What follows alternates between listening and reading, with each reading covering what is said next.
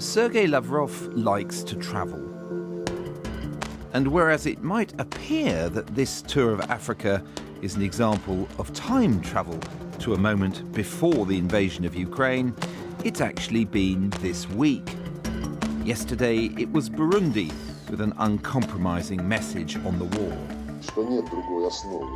Since the West insists that there is no other basis for resolving the Ukrainian situation except for the notorious Zelensky peace formula, and at the same time Zelensky's team threatens, after liberating, as they put it, the Crimea and the eastern regions of Ukraine, to start killing every Russian and destroy everything Russian there, the conclusion is very simple. The West directly supports the genocide. And there was an insight into why many African countries have abstained from condemning Russia's invasion in UN votes and now receive Mr Lavrov. We have taken an abstentionist position, a position of neutrality, a position of non-alignment to prevent this conflict from reaching other regions, more specifically the African continent. We must mitigate the impact of this conflict, of this situation in Ukraine, in particular by taking a neutral position, and this is the position of most African countries on this issue. And in South Africa, it's not just the minister getting a warm welcome.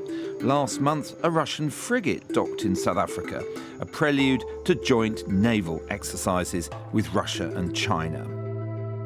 For those running the ANC, the long history of standing shoulder to shoulder with Russia in the anti-imperialist struggle outweighs what's happened in the past year.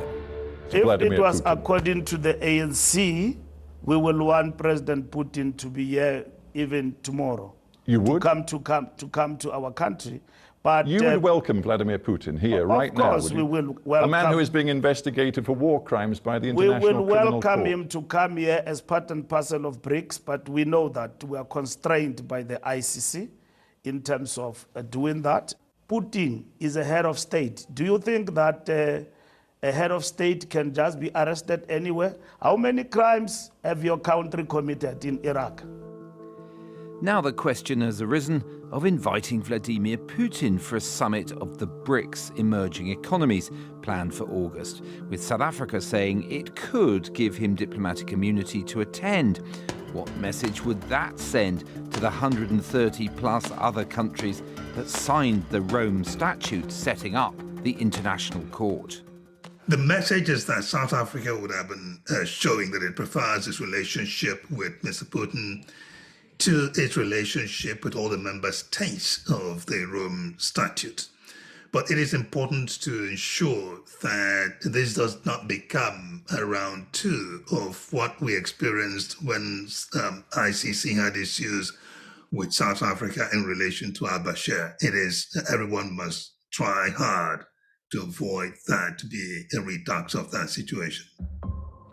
Omar al-Bashir was the Sudanese leader previously indicted by the International Court, leading to an earlier row with South Africa. Whether or not President Putin risks a visit, South Africa already stands accused by America of sending arms to Russia on this ship, seen transiting the Bosphorus earlier this year. The opposition in South Africa suggests the ANC's position is less about being good comrades and more about cash. I happen to think that we have been supplying arms to Russia, and I believe that the nexus between the Russian money and the ANC is what lies at the heart of that. The South African opposition is now advertising its objections to the government's plans, and Western countries are too. But this summit is already revealing the gulf between many African nations and the West.